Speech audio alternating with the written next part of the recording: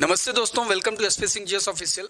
आज हम लोग सबऑर्डिनेट कोर्ट्स अधीनस्थ न्यायालय कंप्लीट करेंगे। इसके पहले मैं सुप्रीम कोर्ट और हाई कोर्ट पे 2 लेक्चर अपलोड कर चुका हूँ। प्लीज़ आप उसे देखिए, उसके बाद ये देखेंगे तो आपको ज़्यादा क्लियर होगा, कंसेप्ट ज़्यादा अच्छे से समझ में आएगा। तो देखिए, जैसा कि हमने अभी पहले बात की थी प्रीवियस लेक्चर्स में भी कि भारतीय न्यायपालिका एक इंटीग्रेटेड एकीकृत व्यवस्था है। भारतीय न्यायपालिका में इंटीग्रेटेड का मतलब क्या होता है? इंटीग्रेटेड का मतलब होता है कि सबसे ऊपर सुप्रीम कोर्ट है नेशनल लेवल पे, उसके बाद स्टेट लेवल पे हाई कोर्ट है जो सुप्रीम कोर्ट के अंदर ही काम करता है, फिर हाई कोर्ट के नीचे सबऑर्डिनेट कोर्ट्स हैं डिस्ट्रिक्ट लेवल पे। तो इस व्यवस्था को, इस तरह के स्ट्रक्चर को हम क्या बोलते हैं? Integrated judicial system. तो भारतीय न्यायपालिका व्यवस्था इस तरह की है। तो ऐसे ही सुप्रीम कोर्ट के नीचे हाई कोर्ट आता है और हाई कोर्ट के नीचे लोअर कोर्ट्स आते हैं जिसको सबऑर्डिनेट कोर्ट्स कहते हैं या डिस्ट्रिक्ट कोर्ट कह लीजिए। सबऑर्डिनेट कोर्ट्स की चर्चा पार्ट 6 में है इंडियन कॉन्स्टिट्यूशन के, और इससे रिलेटेड आर्टिकल 233 से लेकर के 237 तक है। सिर्फ 5 आर्टिकल में ही सारा लोअर कोर्ट्स का, सबऑर्डिनेट कोर्ट्स के बारे में सारे डिस्क्रिप्शन दिए हुए हैं, जिसमें नियुक्ति से संबंधित प्रावधान आर्टिकल 233 में। बाकी हम आर्टिकल से रिलेटेड जो इंपॉर्टेंट आर्टिकल्स हैं वो नेक्स्ट स्लाइड्स में करेंगे। उसके बाद व्यवस्था भी हमने बात की इंटीग्रेटेड है, जिसमें सबसे ऊपर सुप्रीम कोर्ट है, उसके नीचे हाई कोर्ट है, और हाई कोर्ट के नीचे सबऑर्डिनेट कोर्ट्स आते हैं, अधीनस्थ न्यायालय आते हैं। इनफैक्ट अधीनस्थ न्यायालय कहा ही इसलिए जाता है क्योंकि उच्च न्यायालय के अधीन ही वो काम करते हैं, उसी के निर्देशानुसार काम करते हैं। अभी रिसेंटली कुछ 1 महीने पहले की बात है, शायद चीफ जस्टिस ऑफ इंडिया या किसी सुप्रीम कोर्ट के जज का स्पीच हो रहा था, उसमें उन्होंने इस बात का जिक्र किया था सबऑर्डिनेट कोर्ट्स को। इस चीज़ पे उन्होंने आपत्ति की थी कि सबऑर्डिनेट कोर्ट्स कहा जाना ठीक नहीं है, क्योंकि उनको ऐसा लगता है कि लोअर कोर्ट्स को कि जैसे वो सबऑर्डिनेट की तरह काम कर रहे हैं, वो एक इंडिपेंडेंट जुडिशियल सिस्टम है, उनको सबऑर्डिनेट की जगह पे लोअर कोर्ट्स कहना ज़्यादा ठीक है। आपको यही कहना है, मैं एक एडिशनल इंफॉर्मेशन दे रहा हूँ, ठीक है ना। उसके बाद न्यायिक सेवा से संबंधित कोई भी पोस्टिंग की बात हो या प्रमोशन हो, ये सब कुछ कौन देखता है? हाई कोर्ट के अधिकार क्षेत्र में आता है, वही करता है, जिम्मेदारी है ये सब कुछ करना। और आर्टिकल 235 में इसका क्लियरली जिक्र है। क्या होते हैं सिविल मामले और आपराधिक मामले? तो सिविल और आपराधिक मामले पहले जान लेंगे तो हम बाकी चीज़ें हमें ज़्यादा क्लियर होंगी कि भाई सेशन कोर्ट क्या होता है, डिस्ट्रिक्ट कोर्ट क्या होता है। तो सिविल और आपराधिक मामले ऐसे हैं, देखिए।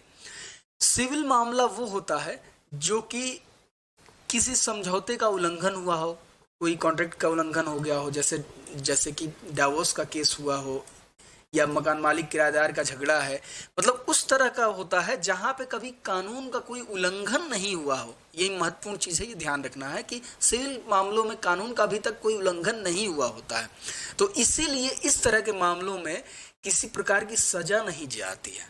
सिविल मामलों में जज किसी प्रकार का सजा नहीं देता है, ठीक है ना, डिसीजन देता है, जजमेंट देता है। वैसे ही दूसरे तरह के मामले होते हैं आपराधिक मामले, एक मतलब क्रिमिनल केसेस। तो उसमें क्या होता है?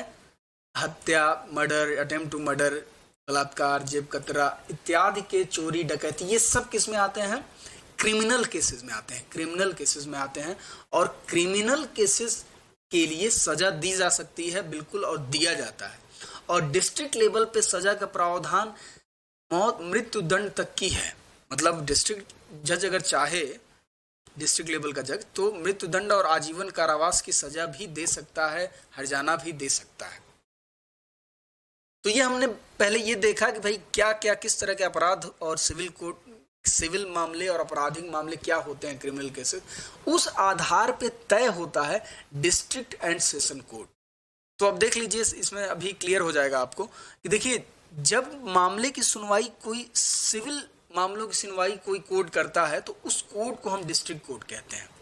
जब मामले की सुनवाई कोई ऐसा मामला हो जो सिविल मामला, जो अभी हमने बात किया था उस तरह का मामला हो, डिवोर्स से रिलेटेड हो, किराएदार मकान मालिक का कुछ डिस्प्यूट हो, या कोई प्रॉपर्टी को लेकर के भी डिस्प्यूट है, ये सब कुछ किस में आता है? डिस्ट्रिक्ट कोर्ट के अंदर आता है। इसको डिस्ट्रिक्ट कोर्ट बोलेंगे। और उस जज को जो इस केस को डील कर रहा है, जो सुन रहा है, सुनवाई कर रहा है, वो डिस्ट्रिक्ट जज कहलाता है। ये 2 बातें हमें ध्यान रखनी है। उसके बाद ऐसे ही जो क्रिमिनल केसेस हैं, आपराधिक मामले हैं, उसको जिस कोर्ट में केस हो रहा है, सुना जा रहा है, उसको सेशन कोर्ट कहा जाता है और जो जज सुन रहा है उसको सेशन जज कहते हैं। तो ये दो चीज़ें हमें बिल्कुल क्लियर होनी चाहिए कि डिस्ट्रिक्ट जज और सेशन जज में क्या अंतर है। तो भाई डिस्ट्रिक्ट जज वो है जो सिविल मामलों की सुनवाई करता है और सेशन जज वो है जो आपराधिक मामलों की सुनवाई करता है। आई बात समझ में? यहाँ पे एक चीज और क्लियर हो जाना चाहिए कि एक ही जज, सेम जज डिस्ट्रिक्ट जज की तरह भी काम कर सकता है और सेशन जज की तरह भी। जब वो क्रिमिनल केसेस को सुन रहा है, क्रिमिनल केसेस को, तो वो क्या हो गया, सेशन जज कहलाएगा। अगर वो सिविल केसेस को सुन रहा है तो वो क्या कहलाया जाएगा, डिस्ट्रिक्ट जज कहलाया जाएगा। और वही सेम जो कोर्ट है, वही कोर्ट डिस्ट्रिक्ट कोर्ट में बदल जाएगा, उसको कहा जाएगा जब सिविल मामलों की सुनवाई होगी। और वही कोर्ट अगर आपराधिक मामलों की सुनवाई हो रही है तो सेशन कोर्ट में बदल जाएगा। ठीक है ना? डिस्ट्रिक्ट कोर्ट जिला स्तर का सबसे बड़ा न्यायालय होता है, इसलिए जिले के अन्य सभी अधीनस्थ न्यायालय का निरीक्षण करने की शक्ति है किसमें, डिस्ट्रिक्ट या सेशन कोर्ट में है। और जिला न्यायाधीश इसका नेतृत्व करता है। हालांकि अगर वो कोई डिसीजन इस तरह का दिया है तो उसके विरुद्ध हाई कोर्ट में लोअर, उससे नीचे जो डिस्ट्रिक्ट कोर्ट से नीचे के जो कोर्ट्स हैं वो जा सकते हैं, हाई कोर्ट में अपील कर सकते हैं। आई बात समझ में? फिर जिला न्यायाधीश को मृत्युदंड, कैपिटल पनिशमेंट तक देने का अधिकार है, अभी हमने बात किया था। लेकिन इसको अमल नहीं किया जा सकता तब तक जब तक कि राज्य का हाई कोर्ट उसे अप्रूव न कर दे। मतलब वो तब तक एग्जीक्यूट नहीं हो सकता जब तक कि राज्य का उच्च न्यायालय उसे अप्रूव न कर दे। अब एक चीज और हम लोग यहाँ देख लेंगे तो और ज्यादा क्लियर हो जाएगा कि क्या होता है डिस्ट्रिक्ट और सेशन कोर्ट का ये माजरा क्या है।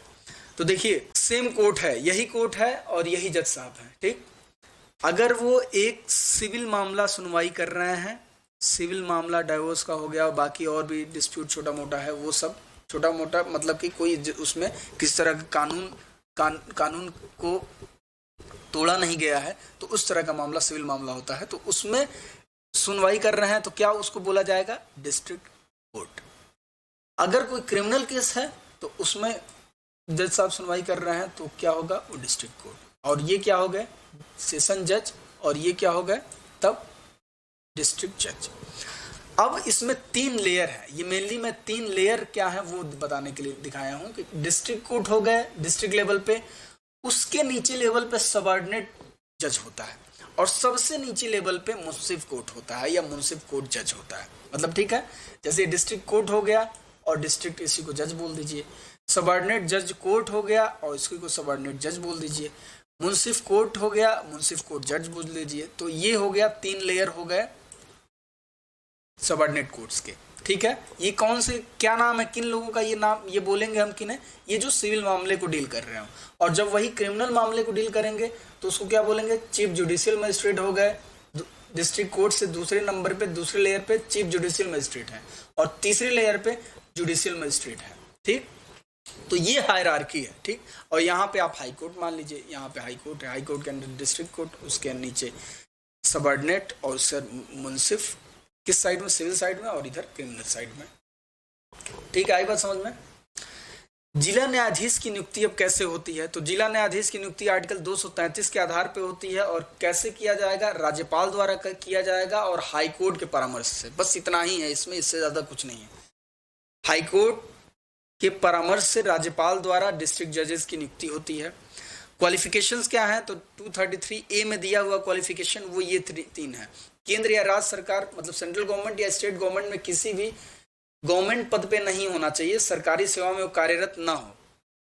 दूसरा क्या है, उसे कम से कम 7 वर्ष का अधिवक्ता, मतलब वो प्लीड किया हो, एडवोकेट रहा हो, 7 साल का एक्सपीरियंस हो एडवोकेट होने का, तो वो एक एलिजिबिलिटी है।